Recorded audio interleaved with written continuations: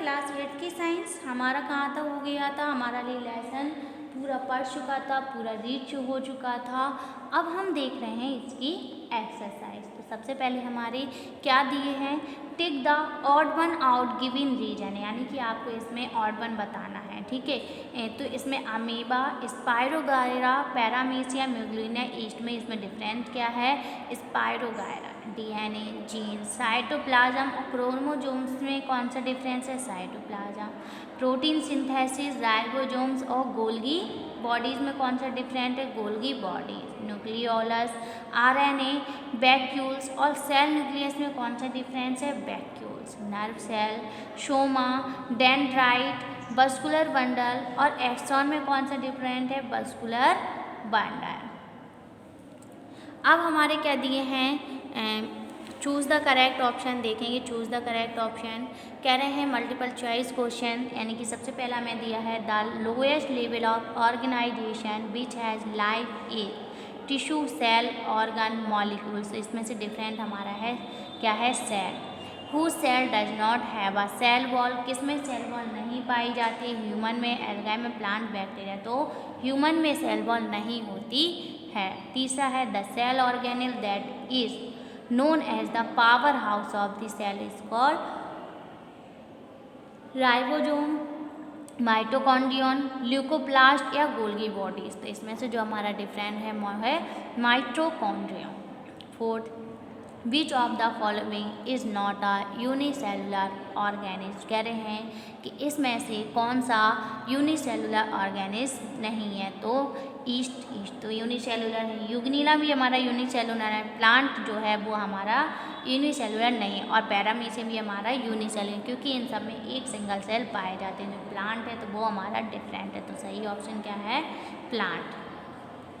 Right one word for the following, इसमें हमें one word बताना है, यानी कि एक शब्द। An organism which can, an organism which can be seen only with the help of a microscope, कह रहे हैं वो ऑर्गेनिज्म के नेम बताने जिन्हें हम सिर्फ माइक्रोस्कोप के द्वारा ही देखते हैं या जो सूक्ष्मदर्शी यंत्र के द्वारा देखते हैं। तो वो प्राणी में कौन से होते हैं, माइक्रो ऑर्गेनिज्म, माइक्रो ऑर्गेनिज्म, ठीक।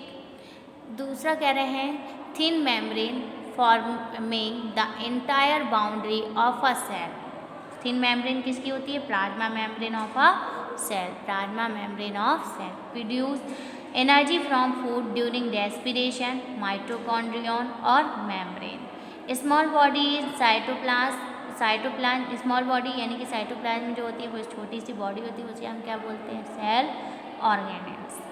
Fifth, small body present in cytoplasm which help in protein synthesis, कह रहे हैं स्मॉल जो बॉडी होती है वो साइटोप्लाज्म में प्रेजेंट होती है और उसमें किसकी मदद से, प्रोटीन सिंथेसिस होता है। राइबोसोम जो होता है यानी कि राइबोसोम्स होते हैं उनकी मदद से होता है। अब अगली हमारे दिए है मैच दी कॉलम, यानी कि matching. Column A column B से मैच करना है।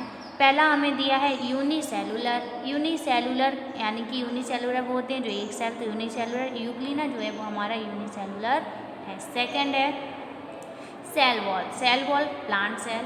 राइबोसोम्स, राइबोसोम्स यानी कि protein synthesis. Amoeba, amoeba pseudopodia. Chloroplast यानी कि क्लोरोफिल, ठीक है, क्लोरोप्लास्ट यानी कि क्लोरोफिल। अब देखेंगे चैप्टर बेस्ड, यानी कि चैप्टर बेस्ड फॉर्मेटिव असाइनमेंट को देखेंगे। देख रहे हैं मल्टीपल चॉइस टाइप क्वेश्चन। सबसे पहला दिया है which of the following is the control centre of the cell. Control centre of the cell किसको कहा गया, माइटोकॉन्ड्रिया, न्यूक्लियस, प्रोटोप्लाज्म या साइटोप्लाज्म। तो बी हमारा सही है, कौन सा है, nucleus. Second, which of the following has no definite shape, इसमें से किसका शेप डिफाइनाइट नहीं होता है, पैरामीशियम, म्यूग्लिना, बैक्टीरिया, अमेबा। तो अमेबा का जो शेप होता है वो डिफाइनाइट यानी फाइनाइट नहीं होता है। अगला दिया है, अगली heading fill in the blanks, fill in the blanks type question. तो पहला क्या है, a plant cell has dash whereas an animal cell does not. A plant cell has क्या हो जाएगा, अ पहले में क्या फिल हो जाएगा, आ सेल। दूसरा dash are called powerhouse of the cell, mitochondria. Mitochondria क्या है, power cell house of the cell है। स्पेरिकल और oval shaped body floating in the cytoplasm is called the dash of the cell, nucleus. Chromosomes are thread-like structure composed of dash DNA. Dash is a unicellular aquatic animal. इसका क्या है, amoeba. True false. अब हमें अगली heading क्या दी गई है, ट्रू फॉल्स देखेंगे क्या है true false. All cells in the body of an animal are like false. The shape of a cell is related to its function and location. True. Cytoplasm is present between the nuclear membrane and cell membrane. True. Plant cells have large vacuole. True. Lysosome help in protein synthesis. False. अगला हमें क्या दिया है, puzzle. क्या दिया गया है, puzzle. Puzzle क्या होते हैं देखेंगे, यानी कि क्विज टाइप का। एक्रॉस में सबसे पहले देखेंगे, पहला है slipper shaped unicellular aquatic animal, यानी कि slipper shaped unicellular aquatic animal क्या है, ये पहले का दिया गया है पैरामीशियम, ठीक है, ये दिया गया है एक्रॉस में। ऐसे में देखेंगे, सबसे पहले ये दिया है पैरामीशियम। दूसरा outer wall in a plant cell, outer wall in a plant cell cell wall, ठीक है, सेल वॉल। तीसरा the organelle present in animal cell and help in cellular digestion, तो ये है लाइजोजोम्स, ठीक है। चौथा spherical body inside the nucleus and containing RNA, तो ये फोर्थ है न्यूक्लियोलस, ठीक है। Fifth larger and complex cell containing membrane bound nucleus, इसका क्या हो जाएगा, यूकारियोटिक सेल, यूकारियोटिक सेल। अब डाउन में करना है, डाउन में देखेंगे क्या दिया है, 6 द हेरिडिटी यूनिट, 6 का जीन्स, क्या पाया है, जीन्स, ठीक है।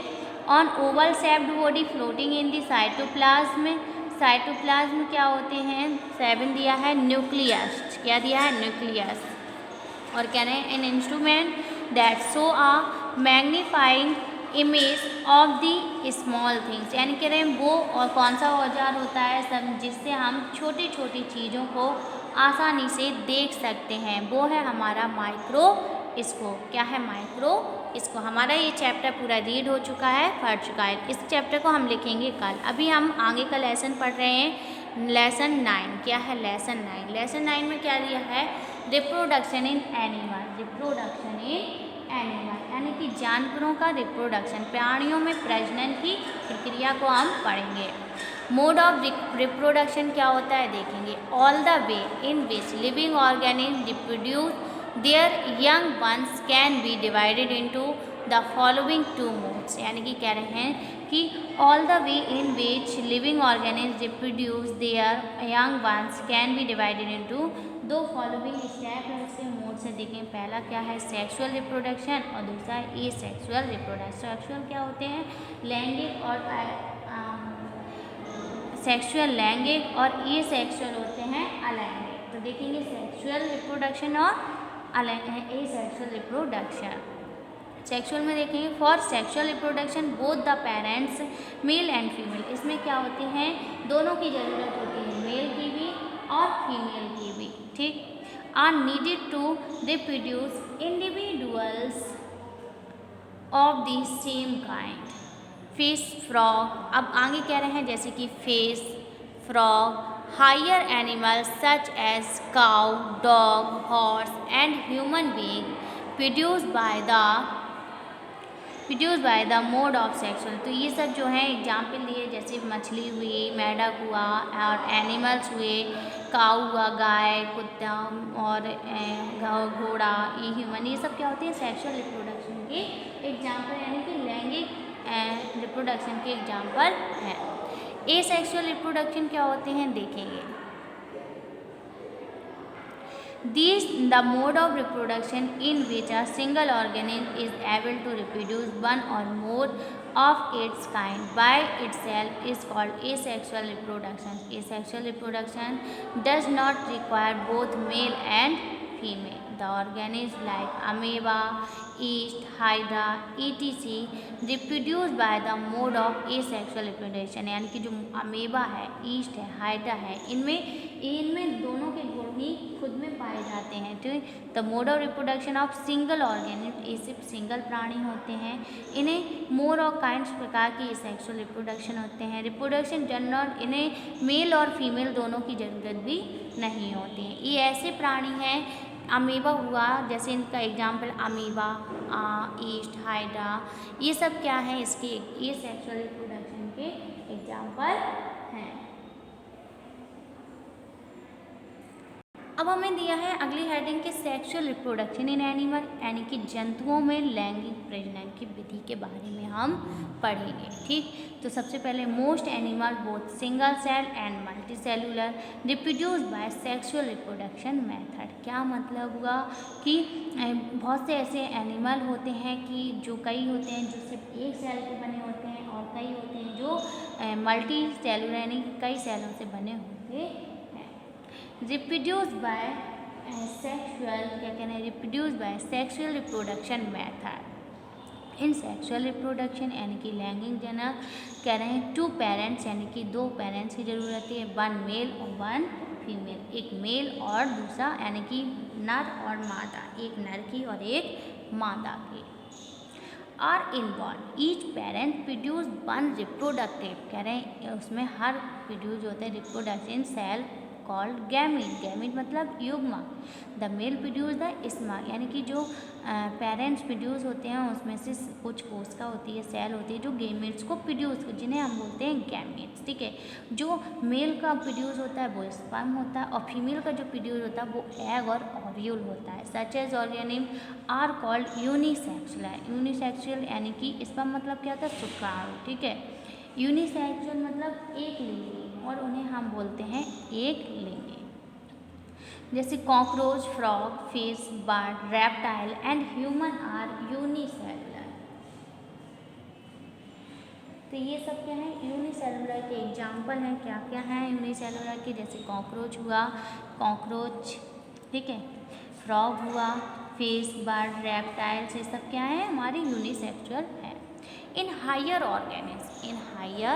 organisms there are special organ to produce these gametes and alloy fusion of these cells। कह रहे हैं ऐसे बहुत सारे हाई प्रजाति के ऑर्गेनिज्म होते हैं, जैसे कि कह रहे हैं कि देयर आर स्पेशल ऑर्गन, उनके कुछ ऑर्गन होते हैं जो गैमेट्स उन्हें प्रोड्यूस, जो गैमेट्स को प्रोड्यूस उत्पन्न करते हैं, alloy fusion this cell. Some organism, जैसे कि कुछ होते हैं, कुछ प्राणी हैं जैसे अर्थवर्म हुआ, लीच यानी कि जोंक हुआ, hydra, have both male and the female, इसमें मेल की और फीमेल दोनों की ज़रूरत होती है।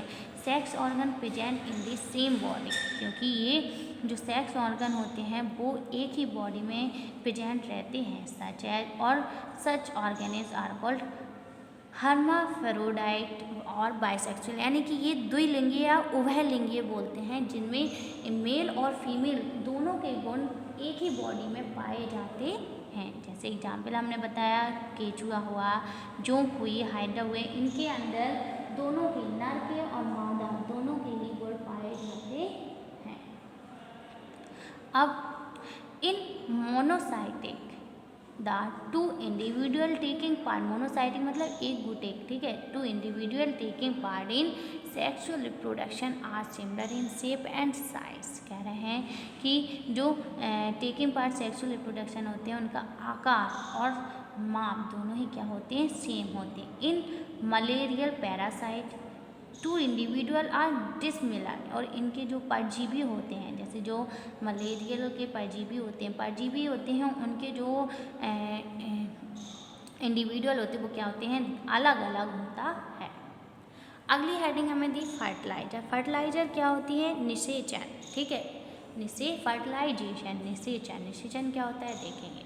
When the sperm from more male partner, when the sperm from male partner and ovule from female partner fuse together new cell called zygote. कह रहे हैं जब स्पर्म और ओव्यूल दोनों ही क्या होते हैं, मिलते हैं एक साथ, तो एक नया पदार्थ न्यू सेल बनता है जिसे हम बोलते हैं जायगोट, यानी कि युग्मज बोलते हैं, युग्मज बनता है। The process of fusion of the sperm and the ovum is called fertilization of the egg।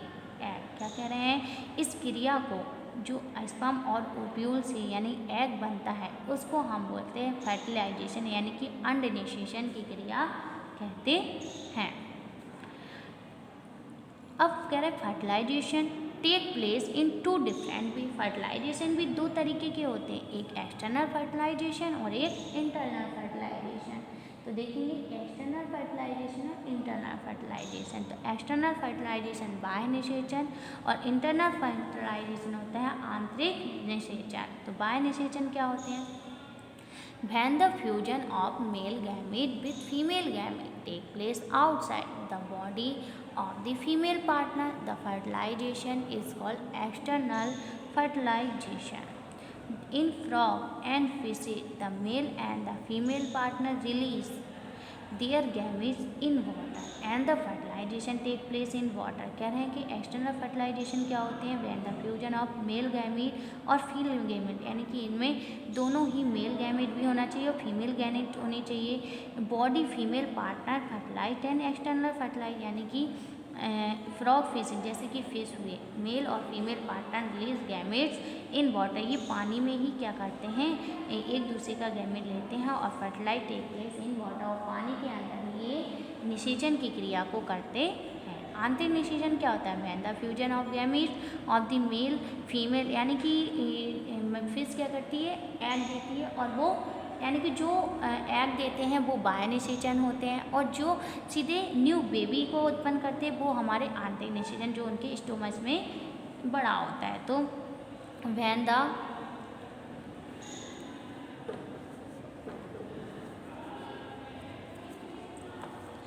the fusion of the gametes to male and female take place inside the body of the female partner, the fertilizer is called internal fertilization। क्या कह रहे हैं कि जो mail और female दोनों ही क्या करते हैं, एक दूसरे की बॉडी में जाता है और female partner fertilise egg internal fertilise, और जो फीमेल पार्टनर होता है वो उसको उसमें नया युग्मक बनता है, उसे इंटरनल फर्टिलाइजर कहते हैं। जैसे कि cat, dog, human, cattle, hand, ये सब क्या करते हैं, नए बेबी को उत्पन्न करते हैं, यही हमारे कहलाते हैं इंटरनल फर्टिलाइजेशन।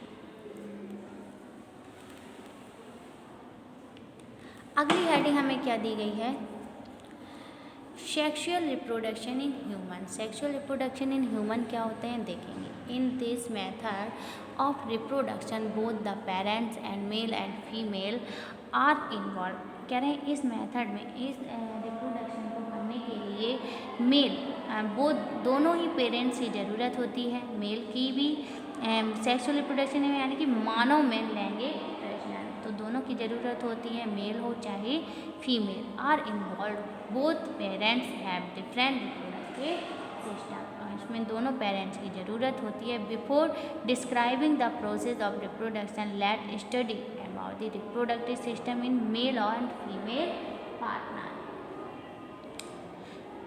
कह रहे हैं कि इसमें दोनों जो मेल होता है अलग अलग तरीके से डिस्क्राइब किया है मेल पार्टनर को, और फीमेल पार्टनर की हर एक पार्ट्स को, हर एक हिस्से को क्या किया गया है, यहाँ पे डिस्क्राइब किया है। तो अगली हेडिंग हमें क्या दी है, the male reproductive system. Male reproductive system का मतलब होता है नर प्रजनन यंत्र। इसमें कई चीज़ें होती हैं, कौन कौन सी होती है, टेस्टिस यानी कि वृषण, दूसरी हेडिंग होती है बास डिफरेंस यानी कि शुक्राणु वाहिनी, ठीक है। तीसरा क्या दिया है हमें, यूरेथ्रा यानी कि मूत्र मार्ग, जहाँ से ठीक है मूत्र मार्ग। पेनिस क्या होता है, सिस्न है, ठीक है, सिसन की क्रिया। तो इन सब हेडिंग को हम पढ़ेंगे कल, इसके आगे हम पढ़ेंगे कल। सबसे पहले हम क्या करेंगे, इसके जो हमारा नेक्स्ट लेसन था लेसन 8 को लिखेंगे, उसके बाद हम इस लेसन को पढ़ेंगे।